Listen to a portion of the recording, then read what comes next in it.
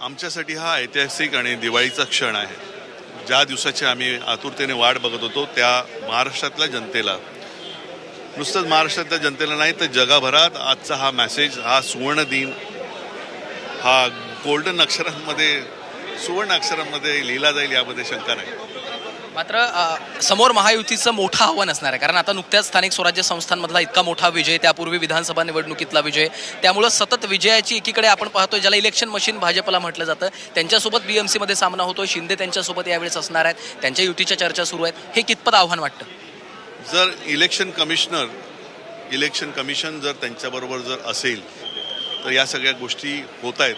पण त्या हाणून पाडण्यासाठी म्हणून मुंबईवर भगवा हा मराठी माणसांचा, ठाकरे बंधूंचा असेल यामध्ये शंका नाही. कारण एकंदरीत तुम्ही महाराष्ट्राची आत्ताची जी परिस्थिती बघितली तर इवन सगळं मीडियामध्ये पण येतं आहे, प्रेसमध्ये पण येतं आहे की लहान मुलांना पळवण्याची टोळी, म्हणजे लहान मुलं लापता होत आहेत त्याच्यावर कोण काय बोलत नाही.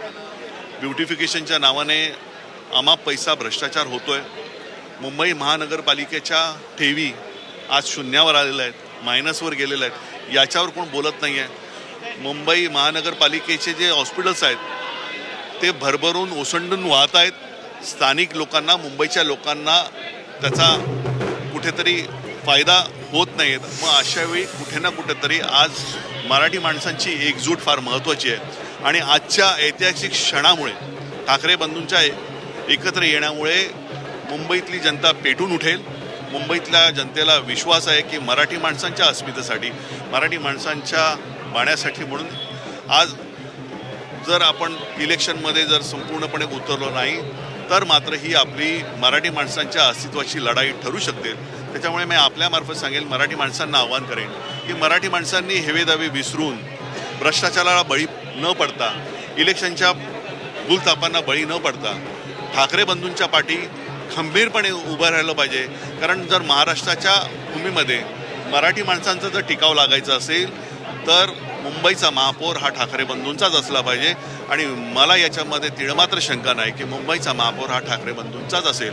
आणि मराठी माणसांनी ठरवलं आहे आणि त्याचं मतपेटीमध्ये 16 तारखेला आपल्याला बघायला मिळेल. पण हा मुद्दा या निवडणुकीत वर्क होईल असं वाटतं का तुम्हाला? कारण गेल्या काही दिवसांपासून मराठीचा मुद्दा, मराठी माणसाविषयीची चर्चा सुरू आहे. या निवडणुकीमध्ये हा मुद्दा वर्क करेल का? मराठी माणसाने ठरवलं तर कोणतीही अशक्य गोष्ट नाही आहे. पण मला आजही समोरच्यांचे ढाबे दणाणलेले आहेत. त्यांनी एक अशी वातावरण निर्मिती केलेलं आहे की आम्ही जिंकलो, पण कुठेही तुम्हाला तो उत्साह महाराष्ट्रामध्ये तुम्हाला बघायला मिळणार नाही. त्यांचेच माणसं, त्यांचाच गुलाल, त्यांचेच सगळ्या ज्या पद्धतीने हा खेळ खंडोबा त्याने लावलेला आहे. लोकांना भूलथापा किंवा लाडक्या बहिणीच्या माध्यमातून एक लालच किंवा एक आमिष देण्याचा प्रकार जो हा नवीन पायंडा पडलेला आहे आणि कुठेतरी हे लोकांना आवडलेलं नाही आहे. म्हणून मुंबईकरांनी आणि महाराष्ट्रातल्या जनतेला माझं आव्हान आहे की ज्या पद्धतीने ठाकरे बंधू आज एकत्र आले ते महाराष्ट्राच्या हितासाठी, हीच ती वेळ आहे की आपण आपला हा निषेध आणि आपला आनंद व्यक्त करून मुंबईचा महापौर मराठी कसा होईल यासाठी ठाकरेंसाठी मतदान करेल याचा मला पूर्णपणे विश्वास आहे. खूप खूप धन्यवाद आमच्याशी बातचीत केल्याबद्दल. त्यामुळं संपूर्ण मनसैनिकांमध्ये आपण पाहतो, शिवसैनिक असतील, शिवसेनेचे नेते असतील, मनसेचे नेते असतील, यांच्यामध्ये एक प्रकारचा उत्साहाचं, आनंदाचं वातावरण अर्थातच या युतीच्या घोषणेनंतर आपल्याला